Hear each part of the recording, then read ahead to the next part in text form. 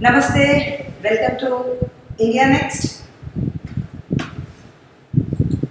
ప్రస్తుతపు తాజా రాజకీయ పరిణామాలు మనం కొద్ది రోజులుగా ఉత్తరాంధ్ర, ఉభయ గోదావరి జిల్లాలు, ఇంకా నెల్లూరు నుంచి విశ్లేషించుకున్నాం. సీనియర్ జర్నలిస్టులు అందరూ మనతో ఉన్నారు. ఈరోజు తిరుపతి నుండి మనతోటి శ్రీ రామచంద్రారెడ్డి గారు ఉన్నారు. వారు senior journalist and general manager శ్రీ సిటీకి. ఇంకా ప్రదీప్ కుమార్ గారు కూడా మనతో ఉన్నారు.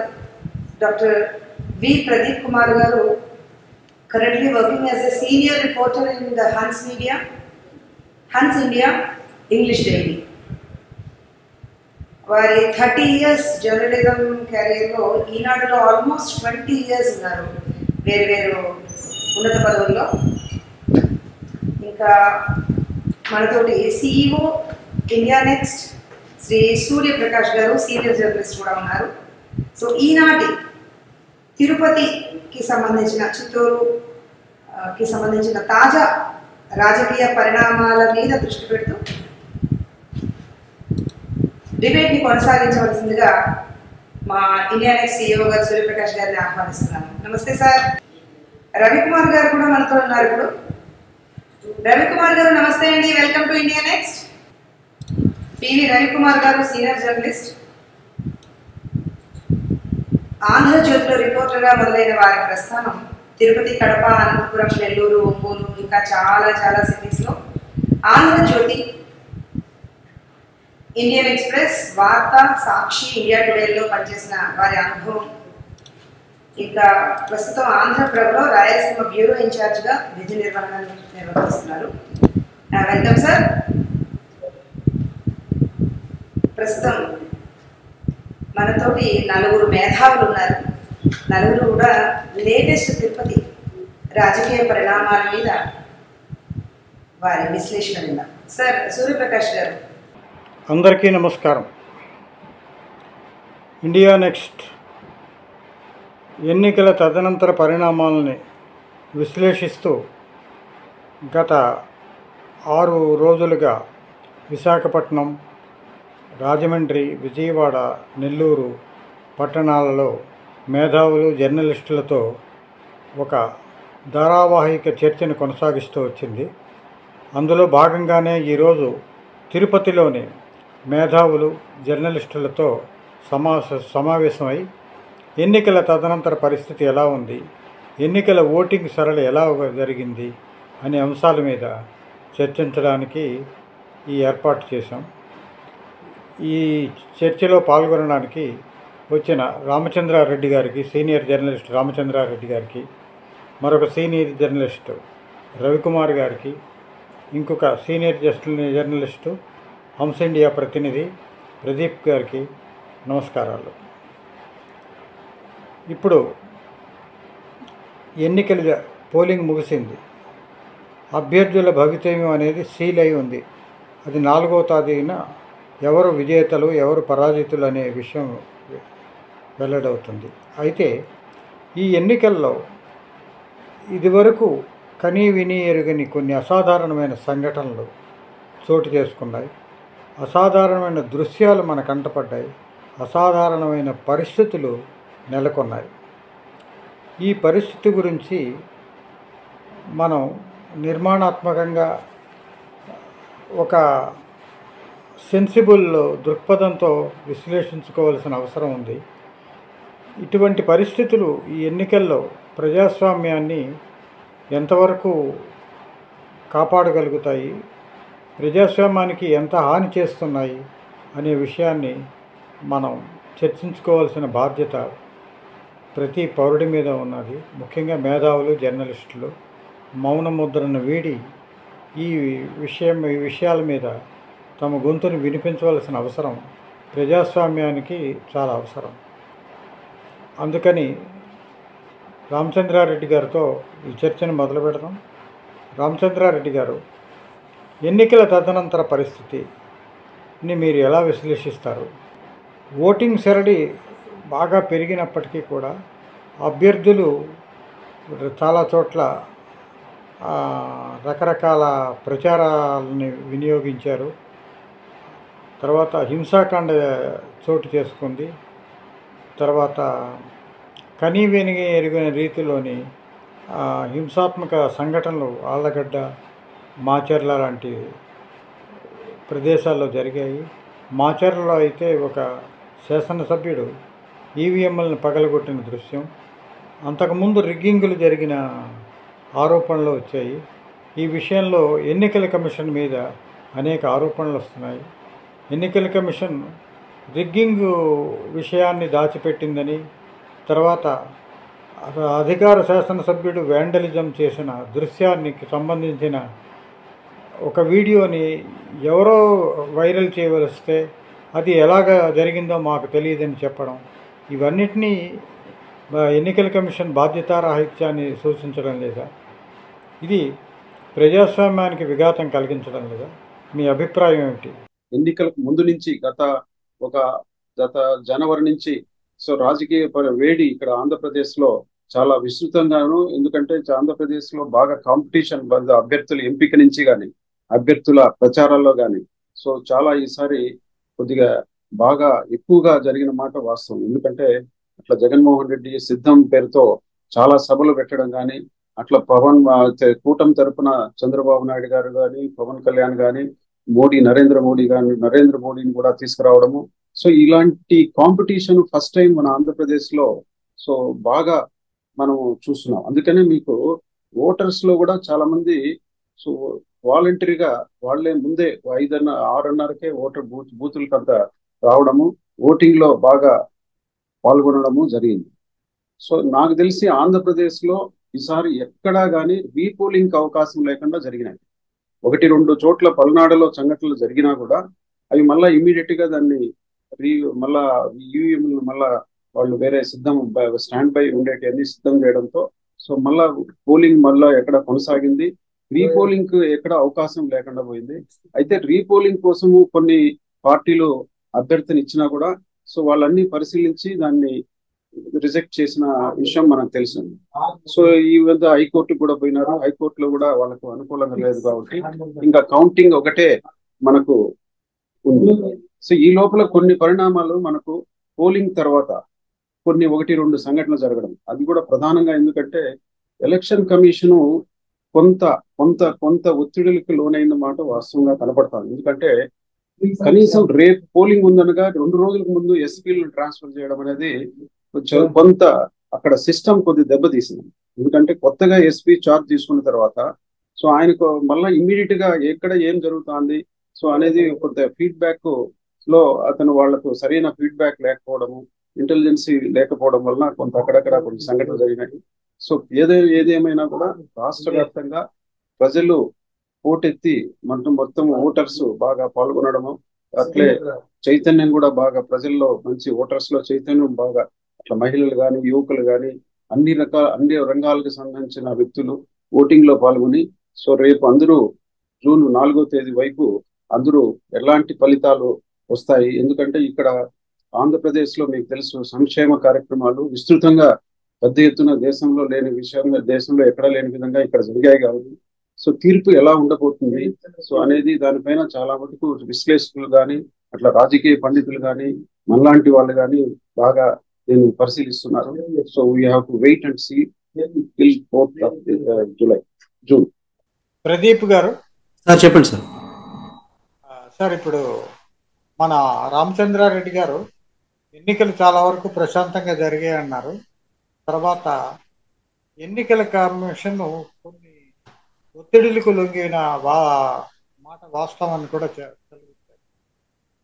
అయితే ఎన్నికల సంఘం ఎవరి ఒత్తిడిలకు లొంగుంటుంది? అలాగే ఎన్నికల సంఘం వీళ్ళు కోరిన వెంటనే బదిలీ చేయడంతో పాటు పురంధరేశ్వర గారు చెప్పిన ఒక లిస్టులో కొంత వ్యక్తుల్ని ఎన్నికల సంఘం నియమించింది.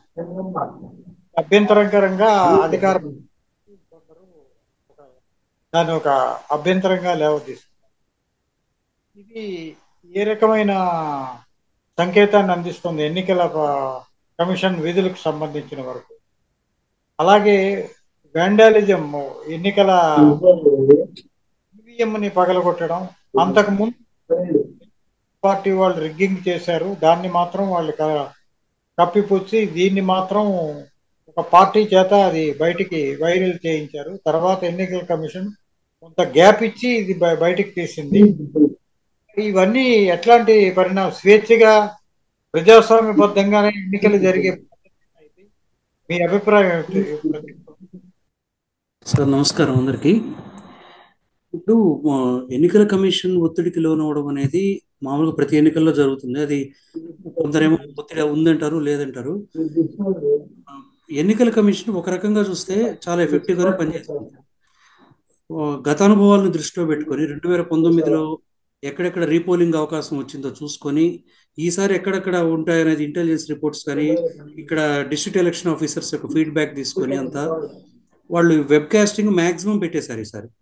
ఫర్ ఎగ్జాంపుల్ ఇక్కడ మా జిల్లాలో తీసుకుంటే తిరుపతి, చంద్రగిరిలో 100% పోలింగ్ బూత్స్ లో వెబ్ కాస్టింగ్ చేశారు. ఇలాగే పల్నాడులో చేశారు. అలా సెన్సిటివ్ ఏరియాస్ లో అన్నింటిలో వెబ్ కాస్టింగ్ చేశారు. సో ఎలక్షన్ కమిషను నాకు తెలిసినంత వరకు అన్బయాస్డ్ గా ఉండడానికి చాలా వరకు ప్రయత్నం చేసింది.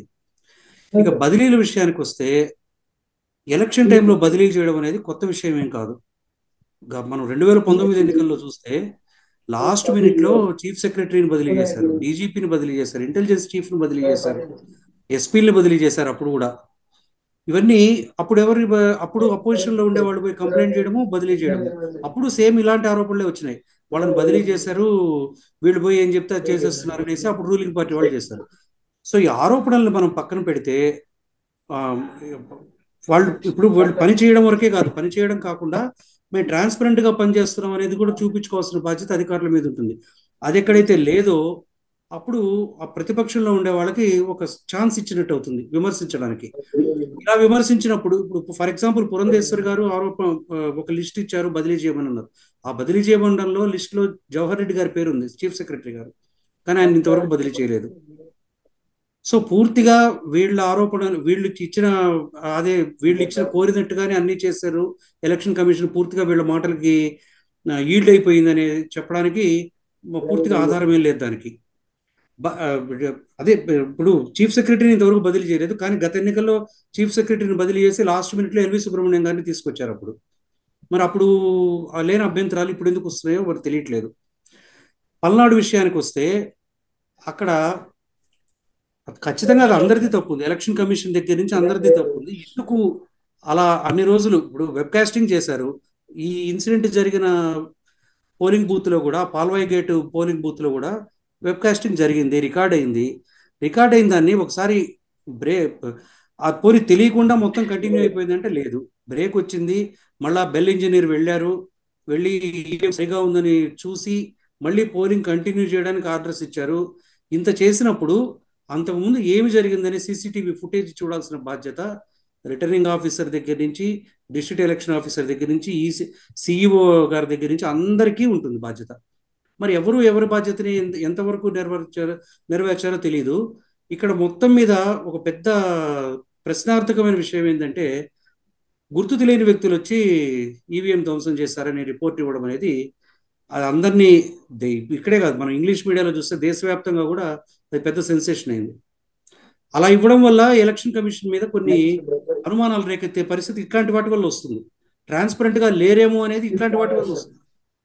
గత 3 రోజులు అయిపోయింది, 4 రోజులు అయిపోయిన తర్వాత అప్పుడు మెల్లిగా వాళ్ళ దగ్గర నుంచి వీడియో బయటికి రావడం, ఏది సిట్ ఇన్వెస్టిగేషన్ జరిగిన తర్వాత వాళ్ళ దగ్గర నుంచి వీడియో బయటకు ఎలా వచ్చింది. ఇప్పటికీ సీఈఓ గారు ఏమంటారు, మా దగ్గర నుంచి రాలేదు వీడియో బయటికి, ఎలా వచ్చిందో ఎంక్వైరీ చేస్తున్నాం అంటారు. వీడియో బయటికి ఎలా వచ్చింది అనేది కాదు, వీడియోలో ఉండే విషయం వాస్తవమా కాదా అనేది ఇప్పుడు అది వాస్తవం అనేది నిర్ధారణ అయింది. నిర్ధారణ అయిన తర్వాత దానికి సంబంధించి చర్యలు తీసుకోవడానికి election commission of India CEO గారికి స్పెసిఫిక్ గా ఆర్డర్స్ ఇచ్చింది. అది ప్రొసీడ్ అవుతోంది. ఇక్కడ ఎలక్షన్ కమిషను మీద ఒత్తిడి పనిచేసిందంటే ఇది ఇప్పుడు ఈ ఇన్సిడెంట్ తీసుకుంటే ఎవరి ఒత్తిడి వల్ల ఆ వీడియోలో ఉండే ఎమ్మెల్యే పేరును వాళ్ళు బయట పెట్టలేదు అనేది ఇప్పుడు పెద్ద ప్రశ్నార్థకమైన విషయం. ఇలాంటివి జరగకుండా ఏం చేయాలనేది ముందు నుంచి జాగ్రత్తలు తీసుకోవాల్సిన బాధ్యత. మనం ముందే అనుకున్నట్టుగా ట్రాన్స్పరెంట్ గా పనిచేయడం కాదు, పదే చెప్తూ వచ్చారు వీళ్ళు, మేము ట్రాన్స్పరెంట్ గా నిర్వహిస్తాం ఎన్నికలని. ట్రాన్స్పరెంట్ గా నిర్వహించడం కాదు, ట్రాన్స్పరెంట్ గా నిర్వహించినట్టు కనిపించాలి. వాళ్ళు నిర్వహిస్తామని చెప్పడమే కాదు, అలా నిర్వహించినట్టు కనిపించలేదనేది ఈ ఈ ప- ఈ పర్టికులర్గా ఈ పల్నాడు ఇష్యూలో మిగతా చోట్ల ఎక్కడా లేదు. ఒక పల్నాడు ఇష్యూ ఈ ఇన్సిడెంట్లో స్పష్టంగా తేలింది. ఇక్కడ పోలింగ్ అనంతర హింస అన్నారు. ఇప్పుడు తిరుపతిలో జరిగింది.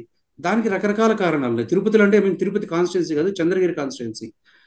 అది క్యాండిడేటు వాళ్ళకి అక్కడ ఆ ముందు రోజు జరిగిన కొన్ని గొడవలు, వాటి వల్ల దాని ఒకదానికొకటి యాడ్ అవ్వడం వల్ల జరిగినవే కానీ ఇది యాక్చువల్గా ఈ ఎలక్షన్ కమిషన్ అక్కడ పాత్ర ఏం లేదు. ఇక్కడ లోకల్గా వీళ్ళని కట్టడి చేస్తుండాలి.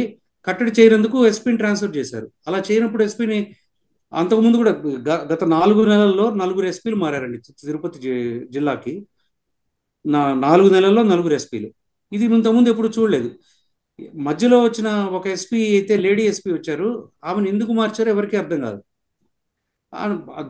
జనరల్ పర్సెప్షన్ ఏంటి, she's very strict, she will not yield to anybody, any recommendations అనేది వచ్చింది కాబట్టి ఆమెను బదిలీ చేశారు అన్నారు. తర్వాత వచ్చిన ఆయన మీద ఆరోపణలు రావడం సహజం. ఆరోపణలు వచ్చినాయి, ఇప్పుడు బదిలీ అయిపోయినారు ఆయన కూడా. సో ఇక్కడ మళ్ళీ మొత్తం మన సర్కిల్ తిరిగి ఇక్కడికే వస్తున్నది. ట్రాన్స్పరెంట్గా లేదు ప్రాసెస్ అనేది ఇక్కడికి వస్తున్నది. ఎలక్షన్ కమిషన్ ఎన్ని చర్యలు తీసుకుని ఎంత చేసినా కూడా ఈ ట్రాన్స్పరెన్సీ లోపించడం వల్లనే కొన్ని అనుమానాలు రేకెత్తించే పరిస్థితి వస్తున్నది అనేది నా ఉద్దేశం. ప్రదీప్ గారు, ఇప్పుడు సార్ మాకు దానిలోని సీసీటీవీ కెమెరాలో మనుషులు కనిపిస్తున్నారు. ఒకటి ఒకళ్ళు కొట్టుకోవడం, తర్వాత ఓట్లు వేయించడం, అది కనిపిస్తున్నారు. వాళ్ళందరూ ఒక పార్టీకి చెందిన వాళ్ళు ఇంకో పార్టీకి చెందిన వాళ్ళని వాళ్ళు మరి గుర్తు తెలియదు.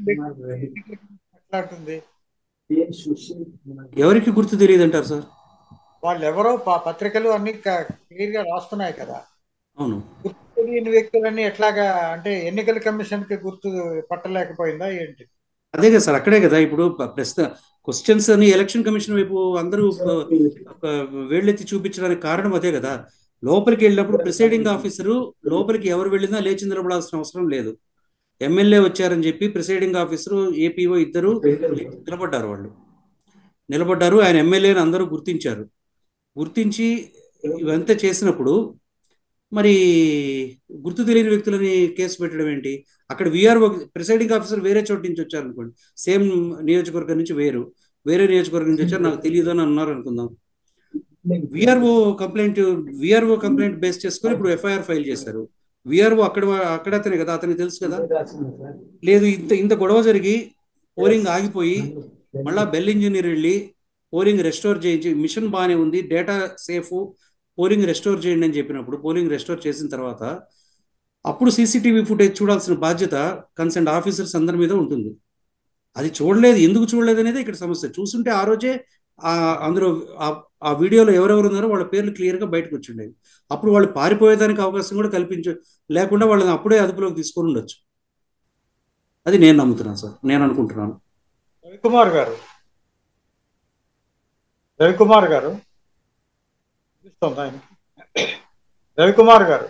సార్ చెప్పండి. ఇప్పుడు తిరుపతి అనేది మొదటి నుంచి ఒక ఆంధ్రప్రదేశ్లో ఒక కీలకమైన నియోజకవర్గమే. ఎందుకంటే పార్టీల పరంగా, తర్వాత అక్కడ జగన్మోహన్ రెడ్డి అధికారంలోకి వచ్చిన దగ్గర నుంచి తిరుపతి పరంగా ఆయన అనేక ఆరోపణలు ఎదుర్కొంటారు. ఇంకొకటి అంటే పార్టీకి అది తిరుపతి కంచుకోటగానే ఉంటుంది. ఇప్పుడు జగన్ టీడీపీ చివరి క్షణంలో బీజేపీ కలిసి ఈసారి ఎన్నికల్లో ఏమాత్రం ప్రభావితం చేయగలిగారు ఓటర్లను? తిరుపతి విషయం ఏంటంటే పుణ్యక్షేత్రం అయినా సరే ఇక్కడ ఆరోపణలు అనేది ఒక పద్ధతి ప్రకారం జరుగుతుందే తప్ప ఇదేదో వాస్తవాలకి అన్ని ఆరోపణలు వాస్తవానికి దగ్గరగా ఉన్నామని అనుకోవడానికి వీల్లేదు. కారణం ఏంటంటే వైఎస్ రాజశేఖర రెడ్డి గారు ఉన్నా, జగన్మోహన్ రెడ్డి ఉన్నా, వాళ్ళకున్న మతపరమైన అట్రిబ్యూషన్స్ పెట్టుకుని తిరుమలలో ఇష్యూస్ చేయడం అనేది ఒక పద్ధతి ప్రకారం పొలిటికల్ ఇంట్రెస్టే. ఇందులో మతపరమైన అంశాల కన్నా కూడా పొలిటికల్ ఇంట్రెస్ట్ ఎక్కువగా కనబడేవి. కాబట్టి ఇక్కడ తిరుపతి బయట వాళ్ళకి ఏం తెలిసినా తిరుపతి వాసులకి, కొండపైన ఉన్న వాళ్ళకి, టీటీడీ ఉద్యోగులకి అందరికీ తెలుసు. కాబట్టి వాటి ప్రభావం పెద్దగా ఎన్నికల పైన పడేంత స్థాయిలో ఉండేది చాలా తక్కువ అండి. ఎందుకంటే వాస్తవానికి అదే గాని నిజమైతే భారతీయ జనతా పార్టీ యాక్టివ్ గా ఉండి ఈ ఇష్యూస్ లో కీలక పాత్ర పోషిస్తూ వచ్చిన భారతీయ జనతా పార్టీ కనీసం వార్డులో గాని ఈ డివిజన్లలో గాని కార్పొరేటర్ స్థాయిలో కూడా పోటీ చేసి గెలవలేని పరిస్థితిలో ఉండదు. కాబట్టి దాన్ని వేరుగా చూడాలి. టీటీడీకి సంబంధించిన ఇష్యూస్ ని బయట పొలిటికల్ గా ప్రొజెక్ట్ చేస్తున్న కోణం వేరు, రాజకీయ పరమైన అంశాలు వేరు.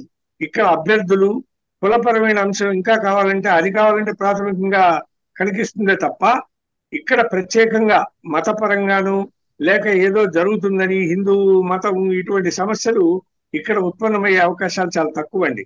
అందుకని ఇక్కడ స్థానికులకి ఏం జరుగుతుందో 100% బయట వాళ్ళకన్నా బాగా తెలుసు. కాబట్టి ఆ ఆరోపణలు ఆ విమర్శలు వాటికి ఇక్కడ స్పందించే వాళ్ళు చాలా తక్కువ.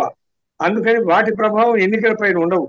కేవలం అభ్యర్థులు, వారికి కులపరమైన బలము, వారి చేసిన పనులు, వాళ్లకున్న చరిత్ర ఇవే ప్రామాణికంగా తీసుకుని మొదటి నుంచి పోలింగ్ జరుగుతుంది.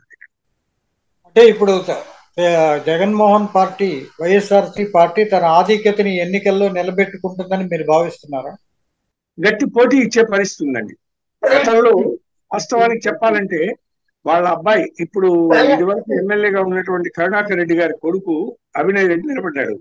అతను డిప్యూటీ మేయర్ గా చేసిన డెవలప్మెంట్ కొంత ఈ ఇంటర్నల్ గా రోడ్లు కానీ వీటి అన్నింటి చేయడం వల్ల చాలా వరకు సానుకూలతను తీసుకురావడంలో సక్సెస్ అయ్యాడు.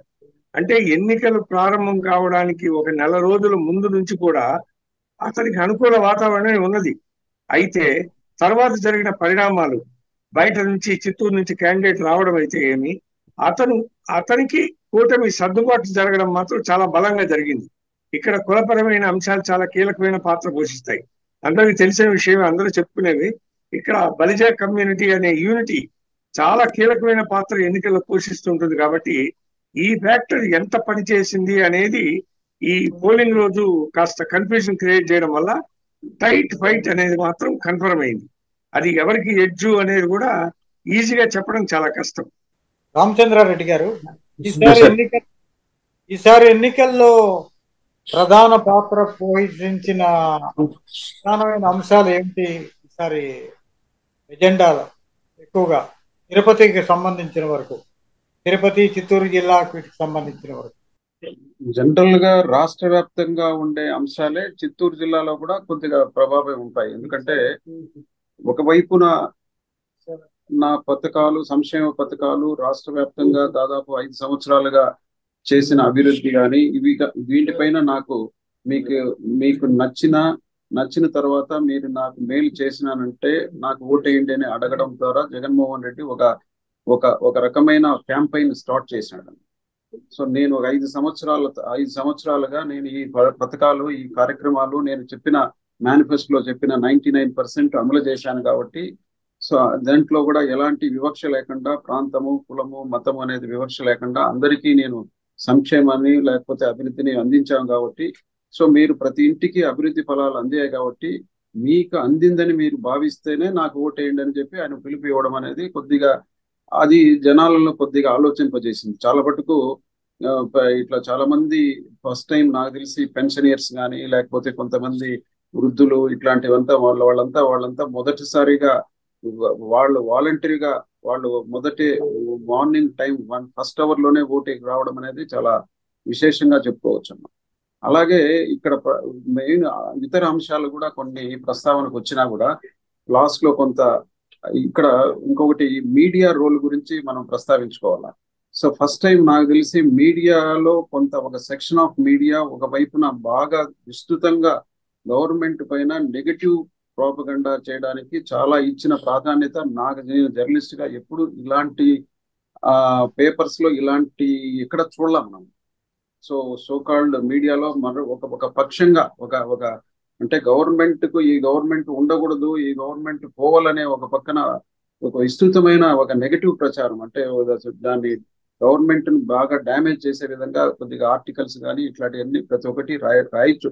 పేపర్లకు ఆ స్వేచ్ఛ ఉంది. కాకపోతే ఒకటే వైపు ఉండడం అనేది ఒక ఎత్తుగా చూసాము. ప్రజలు వీటిని ఏ మేరకు విశ్వసిస్తారు, ఈ పత్రికల్లో వచ్చిన కథనాలను కూడా మనం రేపు 4వ తేదీ మనకు తెలుస్తాయి. తర్వాత ఇంకా ఈ అంశాలు ప్రధానంగా సంక్షేమంతో పాటు ఇంకా ఈ ఫ్యూచర్ లో నేను ఇవి చేయబోతున్నాను మేనిఫెస్టోలో క్లియర్ కట్ గా ఇప్పుడు మనం ఫర్ ఎగ్జాంపుల్ చంద్రబాబు నాయుడు గారు కూటమి తరపున కూటమిలో జనసేన తెలుగుదేశం మాత్రమే దాన్ని ఓన్ చేసుకోవడము, బీజేపీ సడన్ గా ఆ మేనిఫెస్టో నుంచి మేము దీనికి మాకు సంబంధం లేదు, మాది నేషనల్ మేనిఫెస్టో అని చెప్పి దాన్ని డిజోన్ చేయడము అనే దాని పట్ల మేనిఫెస్టో పైన ఒక క్రెడిటబిలిటీ అనేది లేకుండా పోయింది. ఎందుకంటే ఇప్పుడు మనకు సంపద సృష్టిస్తాం అంటున్నారు. సో ఈ ఒకవైపు ఏమో సంక్షేమ పథకాలు సుమారుగా డబుల్ ఇస్తామంటున్నారు. ఇవి ఎలా చేస్తారనే దానిపైన రేపు వాళ్ళ విశ్వసనీయత పైన ఆధారపడి ఉంటుంది. వాళ్ళ ప్రజలు ఓటర్లు ఎవరు విశ్వసిస్తారనే దాని పట్ల ఓటింగ్ కూడా జరిగింది. ఇంకా ప్రధాన అంశాలు ఇక్కడ కూడా వచ్చింది. సో ఒక ఈ సంక్షేమంతో పాటు నిరుద్యోగ సమస్య కానీ, అభివృద్ధి కానీ, లేకపోతే ఈ 5 ఏళ్లు జరిగిన పరిపాలన పట్ల కానీ, తర్వాత ప్రతిపక్షంలో ఉండే వాళ్ళు కూడా కన్స్ట్రక్టివ్ గా ఇక్కడ తీసుకురావడము, ఏదన్నా మేము ఇవి చేస్తాము, ఇవి చేయలేము, ఈ గవర్నమెంట్ ఇప్పుడు ఫర్ ఎగ్జాంపుల్ ఉద్యోగస్తులు మేము ఇవన్నీ మాకు రాలేదు, ఇవన్నీ మాకు రావాల్సిన డిఎల్ కానీ రాలేదని ఒకవైపు అసంతృప్తి ఉన్నా కూడా అవతల వైపు ఎవరైతే ప్రతిపక్షాలు వాళ్ళ పక్షాన్ని నిలిచినారో మేము చేస్తామని చెప్పి పెద్ద హామీలు కూడా లేకపోవడం అనేది కూడా విస్తృతంగా చర్చకు వచ్చింది. అలాగే సో ఈ లాస్ట్ లో ల్యాండ్ యాక్ట్, టైటిల్ యాక్ట్ పైన కూడా విస్తృతంగా ప్రచారం అయితే జరిగింది, కానీ అది పెద్దగా అంత వెళ్ళింటుందని నేను అనుకోవడం లేదు. ఎందుకంటే అప్పటికే దాంట్లో ఒక సెక్షన్ దాన్ని ముందుకు తీసుకొచ్చినా కూడా దానిపైన క్లారిటీ అట్లా బీజేపీ నాయకులు కానీ, తర్వాత కొంతమంది వైసీపీ నాయకులు దానిపైన కొంత మేధావులు కొంత క్లారిటీ ఇవ్వడంతో కొంత అది సద్దుమణిగింది. తర్వాత ఇక్కడ కమ్యూనిటీ పరంగా ఇప్పుడు కూటమి చూస్తే కనుక మీకు కొంత పోలరైజేషన్ జరిగిన మాట వాస్తవం. సో పోలరైజేషన్ లో కొంత బీజేపీ జనసేన కూటమి కొద్దిగా ట్రాన్స్ఫర్ ఏ మేరకు అవుతుందో తెలియదు, కానీ జనసేన ఓట్స్ టీడీపీకి, టీడీపీ వైపు జనసేన ఓట్లు, బీజేపీ ఓట్స్ ఎలాగా టర్న్ అయినాయి, పూర్తిగా స్థాయిలో టర్న్ అయినాయా లేకపోతే వాళ్ళలో కొంత టర్న్ అయ్యి కొంత టర్న్ కాకపోయినా అనేది కొద్దిగా తెలుస్తుంది మనకు. సో మనకు జనరల్ గా ఇంకొకటి ఇక్కడ నాకు అబ్జర్వ్ చేసింది ఏమంటే వ్యక్తిగత విమర్శలు ఎక్కువగా ఉన్నాయి. పార్టీ సిద్ధాంతాలు, పార్టీ యొక్క మేనిఫెస్టో కన్నా వ్యక్తిగతంగా విమర్శలు, వ్యక్తిగత అటాక్స్ ఎక్కువగా ప్రాధాన్యత కనపడింది. అవే మీడియాలో కూడా బాగా హైలైట్ అయ్యాయి. అలా కాకుండా కొద్దిగా మేనిఫెస్టో పైన కొద్దిగా విస్తృతంగా చర్చ కానీ, మేనిఫెస్టో పైన వాళ్ళు ప్రసంగాలు కానీ, లేకపోతే ఇది మేము చేస్తాము, మేము అధికారంలోకి వస్తే అనే దానిపైన ఫోకస్ ఉండింటే బాగుండేది. సో దురదృష్టవశాత్తు దాని ఫోకస్ అది తగ్గింది. వ్యక్తిగత విమర్శలు, కొంత హుందాతనం కూడా పెద్ద వాళ్ళు కూడా కొంత తగ్గించుకొని వాళ్ళు వ్యక్తిగత విమర్శలు పోవడం అనేది కొంత దురదృష్టకరము. సో మనకు రాజకీయాల్లో విమర్శలు సహజంగా ఉంటాయి, మరి పర్సనలైజ్డ్ విమర్శలు కొంత అవాయిడ్ చేసింటే బాగుండేది అనేది నా అభిప్రాయం. సార్ ప్రదీప్ గారు, రాష్ట్ర వ్యాప్తంగా అర్బన్ ప్రాంతాల్లో జగన్ కి వ్యతిరేకత ఉన్నది, గ్రామీణ ప్రాంతాల్లో చాలా స్ట్రాంగ్ ఉందని చాలా సర్వేల్లో చెప్తున్న ప్రధానమైన పాయింట్. అయితే ఈ అర్బన్ లోని వ్యతిరేకత అనేది తిరుపతికి మీరు చెప్తున్న మాట దీని గురించి మీరేమంటారు ప్రదీప్ గారు? సార్, అర్బన్ లో రూలింగ్ పార్టీ మీద వ్యతిరేకత ఉందన్నది మనకి ఎమ్మెల్సీ ఎన్నికలప్పుడే ప్రూవ్ అయింది. అది అంటే ఎమ్మెల్సీ ఎన్నికల వరకే పరిమితం కాలేదు, ఆ తర్వాత కూడా చాలా సందర్భాల్లో తెలుస్తుంది. దీని ప్రధానమైన కారణం ఏంటంటే గత 5 ఏళ్లలో ఇండస్ట్రియల్ డెవలప్మెంట్ దాదాపు జీరోకి వెళ్ళిపోవడం, ఒక్క కొత్త ఇండస్ట్రీ రాకపోవడము, ఎంప్లాయ్మెంట్ ఆపర్చునిటీస్ క్రియేట్ కాకపోవడము, దీంట్లో ఒక జాబ్ క్యాలెండర్ ఇస్తామని చెప్పి ఒక జాబ్ క్యాలెండర్ కూడా ఇవ్వకపోవడము, డిఎస్సీలు పెట్టి వాళ్ళకి ఎంప్లాయ్మెంట్ ఆపర్చునిటీస్ కల్పించకపోవడము, వీటన్నిటి వల్ల వీళ్ళలో యువతలో బాగా నైరాశ్యం వచ్చేసి ఎంత అంటే ఇంకా అది ఫ్రస్ట్రేషన్, వాళ్ళు ఏపీని వదిలేసి వేరే స్టేట్స్కి వెళ్ళిపోవాల్సినంత పరిస్థితి వచ్చేసింది. ఇంకా 5 years వెయిట్ చేసిన తర్వాత వాళ్ళు ఎప్పుడెప్పుడు దీన్ని ఇట్లా ఈ పరిస్థితి నుంచి మనం బయటపడదాం అన్నప్పుడు ఇలాంటి ఎన్నికలు ఏదైనా వచ్చినప్పుడు వాళ్ళ ఫ్రస్ట్రేషన్ చూపించడానికి ఒక మార్గంగా ఉంటుంది అది. సో యూత్ అనేది రూరల్లో కావచ్చు, అర్బన్లో కావచ్చు ఒక మేజర్ ఫ్యాక్టర్. ఈసారి ఓటర్స్లో కూడా యూత్ ఎక్కువ మంది ఉండడం వల్ల వాళ్ళు ప్రధాన పాత్ర పోషించుంటారు. యూత్ డెఫినెట్గా రూలింగ్ పార్టీకి అగెనిస్ట్ గానే వాళ్ళు ఓట్ చేసి ఉండొచ్చు అనే పర్సెప్షన్ తోటి, ముఖ్యంగా ఇప్పుడు తిరుపతి తీసుకుంటే, తిరుపతి నియోజకవర్గంలో మనకి గత 5 ఏళ్లలో ఇండస్ట్రియల్ గా ఏం డెవలప్మెంట్ కాలేదు. అంతకుముందు మనకి ఇక్కడ ఇప్పుడు శ్రీ సిటీ సెజ్ కానీ, తర్వాత ఇక్కడ ఈఎంసీ క్లస్టర్స్ ఉన్నాయి, ఈఎంసీ 1, ఈఎంసీ 2 ఇవన్నీ వచ్చి అక్కడ చాలా ఇండస్ట్రీస్ వచ్చాయి. వస్తూ ఉన్న పైప్ లైన్ లో ఉన్న ఇండస్ట్రీస్ కూడా ఇప్పుడు వెనక్కి వెళ్ళిపోయాయి చాలా వరకు. సో ఇక్కడ ఏమైంది, ఈ రావాల్సినవి రాకపోవడము, వస్తున్నవి కూడా వెనకపోవడము, కొత్తవి రాకపోవడం తోటి వీళ్ళందరూ ఇంకా ఇది అర్బన్ లో దీని మీద బాగా వ్యతిరేకత ఎక్కువ కనిపెడుతుంది. పైగా తిరుపతి లాంటి సెంటర్లో ఏమవుతుందంటే ఇది ఎడ్యుకేషనల్ హబ్. ఇది ఇక్కడ చాలా universities, national institutes of national importance like IIT, IISER, IIIT ఇవన్నీ ఉన్నాయి.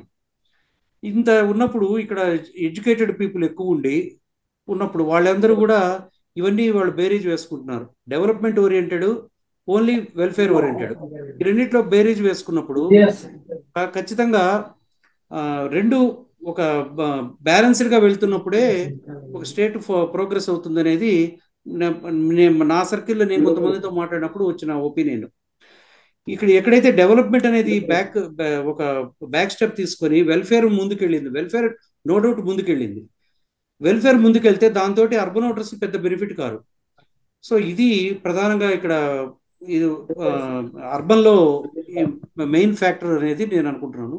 నెక్స్ట్ ఇంకొకటి ఏంటంటే ఎంప్లాయీస్ కూడా, రూరల్ కంటే అర్బన్ లో మనకి ఎంప్లాయీస్, వర్కింగ్ క్లాస్ అంతా అర్బన్ లో ఎక్కువ ఉంటుంది కాబట్టి వీళ్ళకి గత 5 సంవత్సరాల్లో జరిగిన వాళ్ళు NGOs కానీ, టీచర్స్ కానీ, ముఖ్యంగా టీచర్స్ వాళ్ళకి శాలరీస్ 1వ తేదీకి రాకపోవడము, ఎప్పుడు వస్తాయో తెలియకపోవడము, డిఏ అరియర్స్ చాలా ఎక్కువ ఉండిపోవడం, 4-5 కిస్తీలు అరియర్స్ ఉండిపోవడము, ఇట్లాంటివన్నీ చూస్తే వాళ్ళకి ఇవ్వాల్సిన డబ్బు పిఆర్సీలో కూడా, ఈవెన్ వాళ్ళకి ఇవ్వాల్సిన పిఆర్సీ కూడా చాలా అన్యాయం చేశారనేది వాళ్ళ ఫీలింగ్. ఇలాంటివన్నిటితోటి వాళ్ళు చాలా కోపంగా ఉన్నారు అనేది NGO లీడర్స్ తో కానీ, UTF అటువంటి వాళ్ళ లీడర్స్ తో మాట్లాడినప్పుడు వాళ్ళు ఓపెన్ గా చెప్తున్నది అది, మాకు వద్దు సార్ ఈ గవర్నమెంట్, మేము ఏదో అనుకున్నాము అనేది.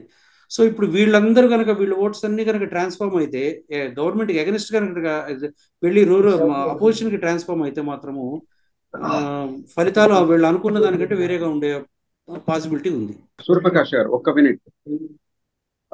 ప్రదీప్ కొన్ని ఇండస్ట్రీస్ గురించి, అసలు ఇండస్ట్రియల్ డెవలప్మెంట్ అయిన 5 ఏళ్లలో లేదు ఆంధ్రప్రదేశ్ లో అనేది అవాస్తవం. సో అది ఎందుకంటే ప్రదీప్ గారికి దాదాపు ఒక 5 సంవత్సరాలుగా తిరుపతిలో ఇక్కడ ఉన్నాడు, పక్కనే శ్రీ సిటీ ఉంది. 5 సంవత్సరాలలో ఈ చిత్తూరు జిల్లాలోనే ఎన్ని పరిశ్రమలు అంటే గతంలో తీసేయండి, 2019 నుంచి 25 వరకు 24 నేటి వరకు ఎన్ని పరిశ్రమలు ప్రారంభమైనాయో ఆ లిస్టు కావాల్సి ఉంటే మన దగ్గర బాగా ఉంది. సో మనకు దాదాపు కొన్ని వేల కోట్ల పెట్టుబడులతో పరిశ్రమలు ఇట్లా శ్రీ సిటీలో కానీ, ఇట్లా చిత్తూరు జిల్లాలో కానీ వచ్చాయి. ఉపాధి కూడా దాదాపు ఒక 50,000 మందికి ఉపాధి కూడా ఇక్కడ ఈ చుట్టుపక్కల ప్రాంతాల్లో కూడా మనకు వచ్చిన వాటి మనకు, ఎందుకంటే ఎకనామిక్ ఇక్కడ రేణిగుంట ఎయిర్పోర్ట్ దగ్గరే 2 క్లస్టర్స్ వచ్చినాయి. ఎలక్ట్రానిక్ మ్యానుఫ్యాక్చరింగ్ క్లస్టర్స్ ఒకటి, 2, 1, 2 ఒకటి, అట్లాగే శ్రీ సిటీలో ఒక క్లస్టర్. సో ఈ 3 క్లస్టర్స్ ద్వారా కానీ, తర్వాత నాయుడుపేట దగ్గర సెజ్ కానీ, శ్రీ సిటీలో కానీ, ఇంకా చుట్టుపక్కల పరిశ్రమల్లో చాలా వరకు వరదైపాలెం దగ్గర పరిశ్రమలు కానీ, ఇవన్నీ మనకు కళ్ళ ముందనే గత 5 సంవత్సరాల్లోనే ఈ ప్రారంభమైనాయి. ఈ డెఫినెట్ గా ఎంప్లాయ్మెంట్ కూడా ఉంది. దీంతో పాటు ఈజీ ఆఫ్ డూయింగ్ బిజినెస్ అంటే దేశవ్యాప్తంగా ఈజీ ఆఫ్ డూయింగ్ బిజినెస్ లో ఆంధ్రప్రదేశ్ ఈ ప్రభుత్వంలో వచ్చిన తర్వాత 19 నుంచి 3 తూర్లు కన్సిక్యూటివ్ గా వచ్చింది. మీకు తెలుసు ఈజీ ఆఫ్ డూయింగ్ బిజినెస్ అనేది ర్యాంకింగ్ అనేది అది ఎవరు ప్రభుత్వం ఇచ్చేది కాదు, అది ఇండస్ట్రియలిస్టే వాళ్ళు ఒపీనియన్స్ అన్ని చేసి ఫార్ములేట్ చేసి ఇస్తారు. ఈ ప్రభుత్వ హయాంలోనే 3 తూర్లు వరుసగా కంటిన్యూగా ఈజీ ఆఫ్ డూయింగ్ బిజినెస్ లో Andhra Pradesh stood first in country. 3 consecutive years లో ఆంధ్రప్రదేశ్ 3 సార్లు ఈజీ ఆఫ్ డూయింగ్ బిజినెస్ లో దేశవ్యాప్తంగా ఆంధ్రప్రదేశ్ నెంబర్ 1 స్థానంలో వచ్చింది. అంటే దాన్ని బట్టి ఏమని, బిజినెస్ కి ఇక్కడ అవకాశాలు ఎక్కువ ఉన్నాయి, బిజినెస్ లో ఇండస్ట్రీస్ ఇక్కడ అనుకూల వాతావరణం ఉంది. సో వచ్చిన పెట్టుబడులు కూడా ఇక్కడ ఏదైనా ఇన్సెంటివ్స్ కూడా బాగున్నాయి అనే ఉద్దేశంతోనే అది ర్యాంకింగ్, అది ఎవరో ఒక పార్టీలు పొలిటికల్ పార్టీలో లేకపోతే ఎవరో పేపర్లు వాళ్ళు ఇచ్చేది కాదు. దానికి ఒక ఏజెన్సీ, దాన్ని బట్టి దానికి ఒక పారామీటర్స్ ఉంటాయి, ఒక ఇండెక్స్ ఉంటుంది. ఆ పారామీటర్స్ ప్రకారమే ఈజీ ఆఫ్ డూయింగ్ బిజినెస్ లో ఏ రాష్ట్రాలు ముందంజలో ఉన్నాయి అనేది మనకు తెలుస్తాయి. 3 సంవత్సరాలు వరుసగా 3 తూర్లు ఆంధ్రప్రదేశ్ రావడం అనేది గొప్ప విషయం. డెఫినెట్ గా ఆంధ్రప్రదేశ్ లో మనకు సీ కోస్ట్ ఉంది. దాదాపు మనకు 900 కిలోమీటర్ల సీ కోస్ట్ లో ఎన్నో హార్బర్స్ కానీ కొత్త పోర్టులు కానీ ఇక్కడ రాబోతున్నాయి. ఆంధ్రప్రదేశ్ మనం భవిష్యత్తులో మంచి ఇండస్ట్రియల్ గా కానీ లేకపోతే ఇంకో విధంగా మనకు ప్రోగ్రెస్ లో డెఫినెట్ గా అవుతుంది.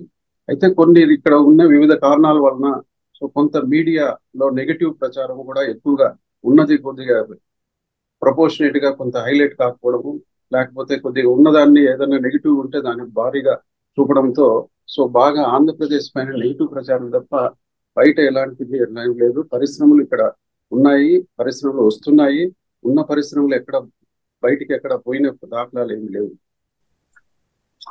కానీ జగన్మోహన్ రెడ్డి గారి ప్రభుత్వం వచ్చిన తర్వాత మీకు ప్రధానమైన ఆరోపణ కాదు, కొంత కూడా ఉంది.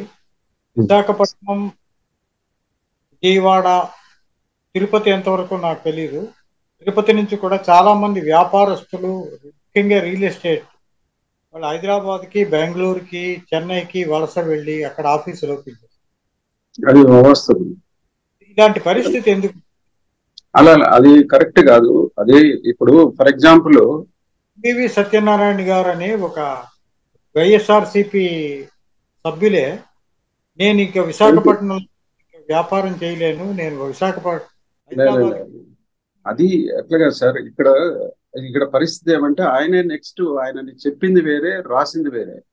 ఇక్కడ మీకు ఆయన వేరే ఉద్దేశంలో చెప్పాడు, అది జరిగిన సంఘటన కానీ దాని తర్వాత దానికి ఇక్కడ రకరకాలుగా కొద్దిగా కలరింగ్ ఇచ్చి దాన్ని ఎక్కువగా ఫోకస్ చేశాం.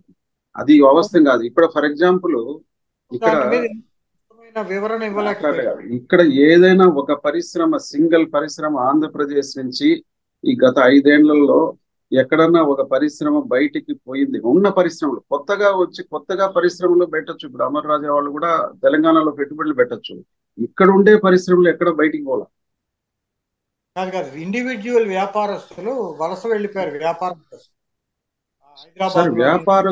వ్యాపారస్తులు ఎట్లుంటారంటే మీకు తెలిసింది ఏముంటుంది, ఎక్కడ ఒక అవకాశాలు ఎక్కువ ఉంటాయో ఇక్కడ కూడా ఉంటాయి. మన ఆంధ్రప్రదేశ్ లో ఇప్పుడు నేను అదే చెప్పాను. ఇప్పుడు ఈజీ ఆఫ్ డూయింగ్ బిజినెస్ అనేది దాన్ని ఒక పరిణామాలు తీసుకుంటారు. దాని యొక్క పారామీటర్స్ ఉంటాయి. So easy of doing business లో ఆంధ్రప్రదేశ్ 3 వరుసగా 3 సంవత్సరాలు ఫస్ట్ ర్యాంక్ రావడం అంటే దాన్ని బట్టి ఇక్కడ సానుకూలత ఉందా లేదా అనేది మీరే అర్థం చేసుకోండి. గవర్నమెంట్ కూడా 2 సంవత్సరాల వరుసగా ఈజ్ ఆఫ్ డూయింగ్ బిజినెస్ లో ఏపీ నెంబర్ 1. చంద్రబాబు నాయుడు గారు సీఎం గా ఉన్నప్పుడు కూడా ఇప్పుడు నేను చెప్పేది స్టార్ట్ అయ్యిండొచ్చు, బట్ వరుసగా 3 సంవత్సరాలు ఈ గవర్నమెంట్ లో కూడా ఈజీ ఆఫ్ డూయింగ్ బిజినెస్ లో వరుసగా కాన్సిక్యూటివ్ గా 3 తూర్లు వచ్చినాయి. అంటే ఈజీ ఆఫ్ డూయింగ్ లో బిజినెస్ లో వచ్చిందంటేనే ఏపీ ఇక్కడ సానుకూల పరిస్థితులు ఉంటేనే అది వస్తాయి ర్యాంకింగ్. అందులో దేశవ్యాప్తంగా నెంబర్ 1 ర్యాంక్ రావడం అంటూ అది వచ్చిందంటే దట్ ఈస్ ఎ గ్రేట్. ఒకటో ఏదో 10వ స్థానమో 15వ స్థానమో 4వ స్థానం వచ్చేది కాదు కదా. సో మనకు ఈజీ ఆఫ్ డూయింగ్ బిజినెస్ లో నెంబర్ 1 స్థానం రావడం అనేది అంటే ఇక్కడ సానుకూలత లేకపోతే ఇండస్ట్రియలిస్టులతో అంత అసంతృప్తో లేకపోతే అంత బాధ ఉంటే కన్నా వాళ్ళు అలాంటి ర్యాంకింగ్స్ రావు ఇక్కడ. కానీ ఈసారి గత 5 ఏళ్లలో నిరుద్యోగం పరిస్థితి, ఉపాధి కల్పన పరిస్థితి సార్ ఒకటి చెప్తాను సార్. నిరుద్యోగం గురించి చెప్పుకున్నారు. నేను ప్రతి విలేజ్ లో నువ్వు ఏ గ్రామానికి వెళ్ళాలి, ప్రభుత్వ ఉద్యోగాలు సెక్రటరియట్ల ద్వారా 2,60,000 మందికి వచ్చాయి. ప్రతి గ్రామంలో ప్రతి గ్రామ సెక్రటరియట్ లో 15 నుంచి 18 మంది వరకు ప్రభుత్వ ఉద్యోగులు గ్రామాల్లో పనిచేస్తున్నారు. మన కళ్ళ ముందర మన గ్రామ సచివాలయంలో. సో ఈ గ్రామ సచివాలయంలో పనిచేసే వాళ్ళతో పాటు మెడికల్ రంగంలో, వైద్య రంగంలో నాకు తెలిసి ఎప్పుడూ లేని విధంగా ఎక్కువ పోస్టులు ఫిలప్ అయినాయి. అక్కడ పారామెడికల్ స్టాఫ్ కానీ లేకపోతే డాక్టర్స్ కానీ ఎందుకంటే కొత్త మెడికల్ కాలేజ్ తో పాటు కొత్త కొత్త ఇన్స్టిట్యూషన్స్, మెడికల్ క్లినిక్లు రావడము, సో గ్రామీణ ప్రాంతాల్లో మెడికల్ వైద్య క్లినిక్లు రావడంతో దీంతో భారీ సంఖ్యలో మెడికల్ సంబంధించి మెడికల్ ఫీల్డ్ లో పారామెడికల్ స్టాఫ్ కానీ డాక్టర్లు కానీ రిక్రూట్ అయిన వాటి వాస్తవం. అలాగే రూరల్ ఏరియాస్ లో సెక్రటరియట్ ఇట్లాంటి గ్రామ సచివాలయాలు, వార్డు సచివాలయాల్లో కొత్త కొత్త ఉద్యోగ అవకాశాలు కల్పిన వాటి వాస్తవం. సో తర్వాత కొన్ని ఇంకా రకరకాల పోస్టులు క్రియేట్ అయినాయి, అవన్నీ రికార్డెడ్ గా అందరికీ తెలిసింది. పోస్టులు కేవలం పోస్టులు లేవు అనేది కాదు, కానీ ఎంప్లాయ్మెంట్ క్రియేట్ అయింది. ఇంకా కొద్దిగా భవిష్యత్తులో ఇంకా కొన్ని పోస్టులు ఇంకా రావాల్సి ఉన్నాయి, అవన్నీ నోటిఫికేషన్స్. సో మధ్యలో మీకు తెలుసు కదా, అన్ని ఉన్నాయి కూడా, పబ్లిక్ సర్వీస్ కమిషన్స్ ఇవన్నీ కొద్దిగా ప్రాసెస్ లో ఉండేటివి కూడా చాలా ఉన్నాయి. రవికుమార్ గారు సార్ చెప్పండి. ఈసారి ఎన్నికల్లో డబ్బుల పంపిణీ చాలా విపరీతంగా జరిగింది. కోట్లు అటు అభ్యర్థులు పార్టీలకు టికెట్ల కోసం ఖర్చు కోట్లు వెచ్చించారు. ఎన్నికల ఖర్చు కోట్లు దాటింది. తర్వాత అభ్యర్థులకి అదే ఓటర్లకి ఇచ్చే డబ్బు దాదాపు 1000-1500 వరకు ఇచ్చారని ఒక బాహాటంగానే కొంతమంది రాకపోతే అడిగి తీసుకుని ధర్నాలు కూడా చేశారు ఉత్తర కోస్తాలోని కొన్ని చోట్ల. అటువంటి పరిస్థితి తిరుపతిలో ఏమైనా సంభవించిందా? తిరుపతి ఓటర్ల సరళ ఎలా ఉంది? డబ్బు ఇవ్వడం అనేది ఎప్పుడైతే క్యాండిడేట్లని డెప్యుటేషన్ లోను లేక వ్యాపార వర్గాల్లోనూ పార్టీలో జెండా పట్టుకుని పైకి వచ్చిన వాడు ప్రవర్తించే పద్ధతి వేరే విధంగా ఉంటుంది. బయట నుంచి డెప్యుటేషన్ లోను వేరే పార్టీ నుంచి వచ్చిన వాళ్ళ డెప్యుటేషన్ లీడర్షిప్ ఆ పద్ధతి వేరే ఉంటుంది. ఎలా అయిపోయిందంటే ఎలక్షన్లు అంటే ఒక వ్యాపారం కింద పెట్టుబడి పెట్టాము, ఇంత పెట్టుబడి పెట్టే దాంట్లో ఇది కూడా భాగంగా అయిపోయింది. పార్ట్ అండ్ పార్షియల్, పార్టీకి ఇవ్వడము, ఎన్నికల నిర్వహణ, ఓటర్లకు ఇవ్వడం అనే 3 కేటగిరీల కింద డబ్బు విభజన చేసుకుని చేయాల్సిన పరిస్థితి ఉంది. తిరుపతిలో కూడా జరిగింది, అందులో ఏం అనుమానం లేదు. మీరు ఇంకా 1500 అంటున్నారు, కానీ నాకు తెలిసి 2000 దాకా ఇక్కడ పలికింది ఓటు ఇవ్వడం జరిగింది. దాదాపు ఒక పార్టీ అయితే 150,000 మందికి ఇస్తే 1 లక్ష దాకా ఇచ్చారని చెప్పారు. ఆ ఇవ్వడంలో తీసుకున్న వాళ్ళు, మధ్యలో ఉన్న వాళ్ళు, వసూలు చేసుకుని తినేసిన వాళ్ళు ఇవన్నీ ఎక్కువ వస్తాయి. ఇక మీద వచ్చే విమర్శలన్నీ అవే. ఎప్పుడంటే ఓడిపోయిన తర్వాత ఇవన్నీ చర్చలకు వస్తాయి తప్ప ప్రస్తుతానికి మీరు అన్నట్టు వేచి చూడడం అనేది ఇక్కడ కూడా చాలా బాగా కనబడింది. ఇంకా మా ఏరియాకు రాలేదు, స్లిప్ మాత్రం ఇచ్చేళ్ళారు, డబ్బు ఇవ్వలేదు అని అడిగిన వాళ్ళు ఇక్కడ కూడా ఉన్నారు. నేను తెలిసి టీటీడీలో ఏఈఓ అంటే ఆయనకి 1,30,000 ఎంతో శాలరీ, ఆయన చాలా బాధపడిపోయాడు. నిన్న మేము తాళం వేసుకెళ్ళిపోయామండి, పక్కింట్లో కూడా ఇచ్చారట, మాకు ఇవ్వకుండా పోయారని చాలా ఫీల్ అయ్యారు. అంటే అదొక హక్కు కింద మారిపోయే పరిస్థితి వచ్చింది కాబట్టి ఏం తక్కువ లేదు సార్, ఇక్కడ కూడా బాగానే పంపిణీ జరిగింది. అయితే ఇప్పుడు ఎన్నికల కమిషన్ దీన్ని అరికట్టవలసిన బాధ్యత ఉంది కదా, ఇంత బాహాటంగా ఈ విషయంలో ఎన్నికల కమిషన్ బాధ్యత రాహిత్యాన్ని ఎవరు ఎందుకు ప్రశ్నించడం లేదు? ఇది ఒక అలవాటుగానే ఊరుకుంటున్నారు. అంటే తీసుకున్న వాళ్ళు గొడవ పడతారేమో అని బాధ. ఇక్కడ ఏంటంటే ఎన్నికల కమిషన్ అంటే ఎవరండి? లోకల్ ఉన్న అధికారులే, వాళ్ళ తరఫున పనిచేసేది వీళ్ళే. వాళ్ళకు తెలుసు ఎవరికి ఇచ్చారు, ఎవరికి ఇస్తున్నారు అనేది వాళ్ళకు ఉంది. లాస్ట్ కి ఎంప్లాయ్మెంట్, ఉద్యోగంలో చేరిన వ్యక్తి, ఉద్యోగంలో పనిచేస్తున్న వాళ్ళు కూడా ఆ ఓటుకి అమ్ముకునే పరిస్థితి, ఇంత 3,000, 5,000 తీసుకున్న వాళ్ళందరూ కూడా చూసాం మేము. కాబట్టి ఇవన్నీ చూసిన తర్వాత ఎవరు కాదు. కాబట్టి ఇది అసలు తప్పని ఎవరు అనుకోవట్లా. కేవలం ఎన్నికల కమిషన్ చేయాల్సిన పని ఏమిటి? పోలింగ్ సక్రమంగా జరపడం, ఎటువంటి గొడవలు లేకుండా చూడడము, దొంగ ఓట్లు లేకుండా చూడడం అనే 3 అంశాలు అయిపోయింది. కానీ డబ్బు పంపిణీ అనేది వాళ్ళ బాధ్యత కింద ఎప్పుడో తప్పించేశారు. కాబట్టి అది పెద్దగా ఎవరో పట్టించుకోని పరిస్థితి అయిపోయింది సార్. అసలు ప్రదీప్ గారు, ఈసారి రాజకీయ సమీకరణాల ప్రభావం, ముఖ్యంగా జనసేన ప్రభావం తిరుపతి, చిత్తూరు ఏరియాలో ఎలా ఉండబోతోందండి? ఇంకోటి ఏంటంటే నగరి నియోజకవర్గం ప్లస్ పెద్దిరెడ్డి రామచంద్రారెడ్డి గారి నియోజకవర్గం, ఈ 2 చాలా కీలకమైన నియోజకవర్గాలు. వీటికి ఫలితాలకు సంబంధించి అక్కడ జరిగిన ఏర్పాట్లు అయితేనేమి, అక్కడ జరిగిన రాజకీయ వ్యూహాలకు సంబంధించి వాళ్ళిద్దరి గెలుపు కూడా చాలా గట్టి పోటీ ఎదుర్కొంటున్నారు వాళ్ళు. దీని మీద మీరు ఈ పరిస్థితిని ఎలా చూస్తారు ప్రదీప్ గారు? సార్ ఇప్పుడు జనసేన ప్రభావం అంటే జనసేన ప్రభావం అన్ని నియోజకవర్గాల్లో అంతగా లేదని నేను అనుకుంటున్నాను. తిరుపతి లాంటి చోట్ల, తిరుపతిలో ఉంది, కొన్ని ప్రభావం ఉంది. ఇక్కడ తిరుపతిలో జనసేన క్యాండిడేట్ పోటీ కూడా చేశాడు. అంటే ఇక్కడ మొదటి నుంచి జనసేన ఇక్కడ బలంగానే ఉంది. తిరుపతిలో బలంగానే అంటే next to these main two parties YCP TDP వాళ్ళకి కొంచెం డెడికేటెడ్ క్యాడర్ ఉంది జనసేనకి ఇక్కడ మాత్రం. కానీ అన్ని నియోజకవర్గాల్లో ఆ పరిస్థితి అయితే లేదు.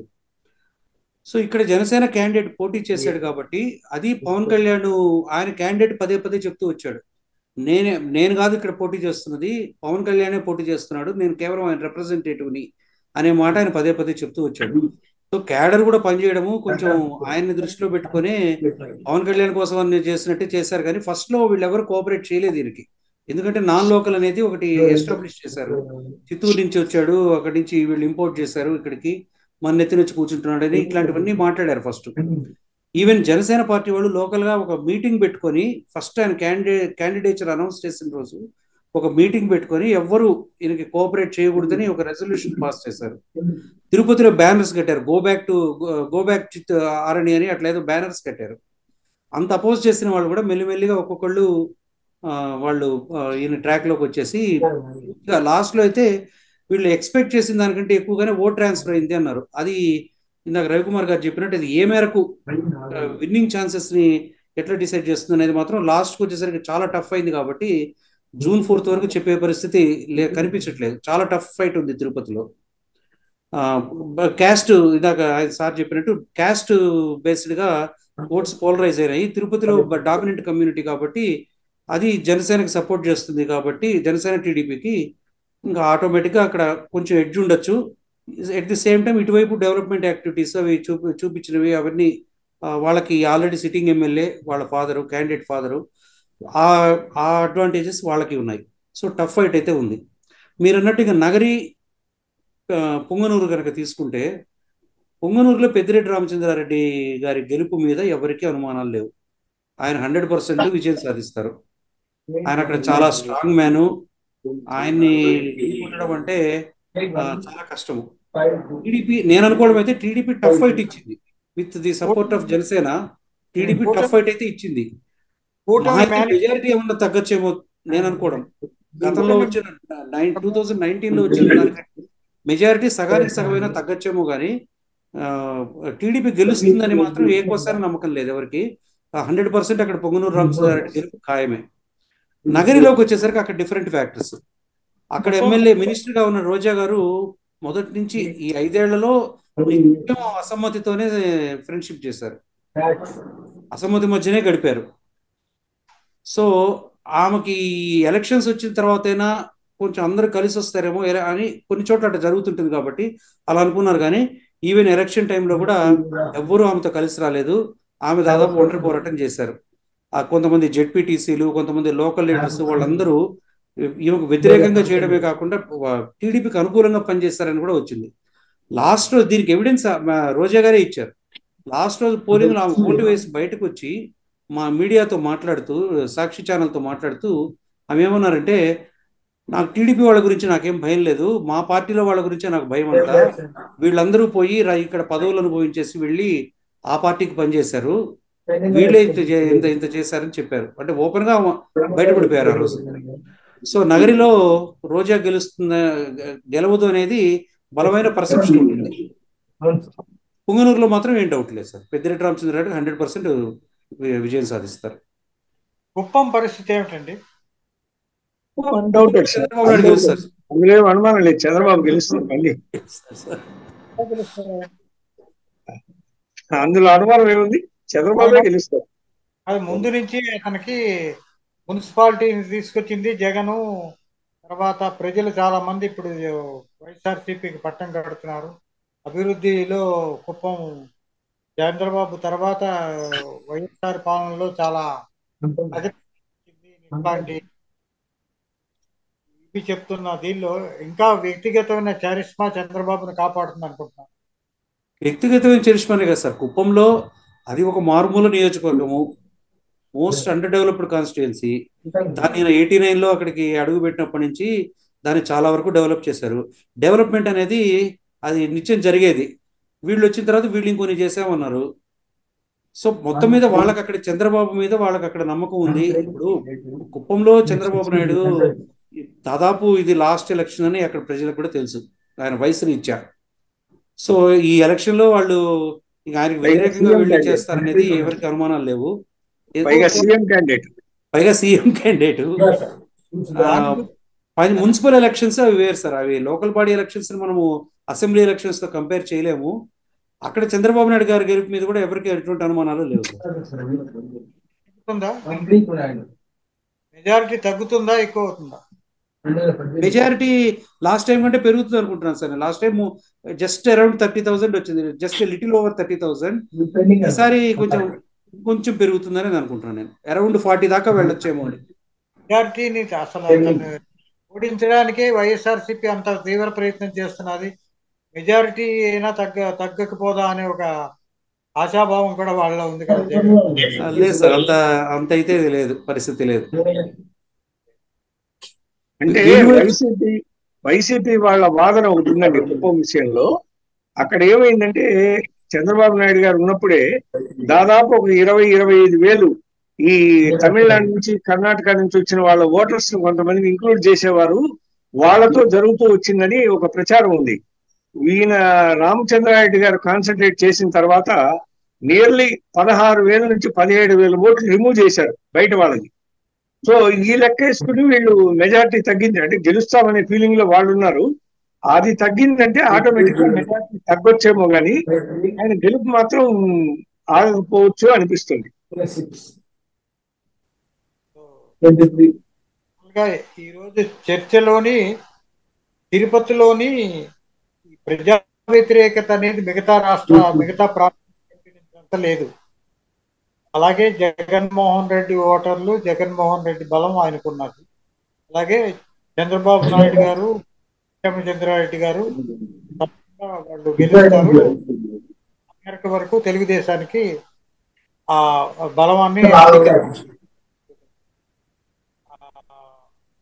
అలాగే వీటి ప్రభావం కూడా లేదు. మిగతా రాష్ట్రాల్లో ఉన్న ప్రజా వ్యతిరేకత ప్రభావం తిరుపతిలో లేదు అని భక్తుల అభిప్రాయం. అభివృద్ధి విషయంలో భిన్న అభిప్రాయాలు వ్యక్తమయ్యాయి. బట్ జగన్మోహన్ రెడ్డి గారు కొన్ని ఎకరం పెట్టారు పథకాలని, వాటిని అభివృద్ధి పథకాల వల్ల జాబులు ఉపాధి కల్పనలు అంతగా లేవు అనే విమర్శ మధ్య అంత అధ్వానంగా లేదు, చాలా మందికి ప్రభుత్వ ఉద్యోగాలు వచ్చాయి ఎంత అని రామచంద్రారెడ్డి గారు అంటారు. ఈ నేపథ్యంలో 4వ తేదీ ఓటర్ల ఈ చర్చలో పాల్గొన్నందుకు రామచంద్రారెడ్డి గారికి, ప్రదీప్ కుమార్ గారికి ధన్యవాదాలు. మీరు అన్ని చర్చలమైన ప్రసంగాలు చేసి అందరినీ ఎన్లైట్ చేసినందుకు ధన్యవాదాలు సార్. Right sir.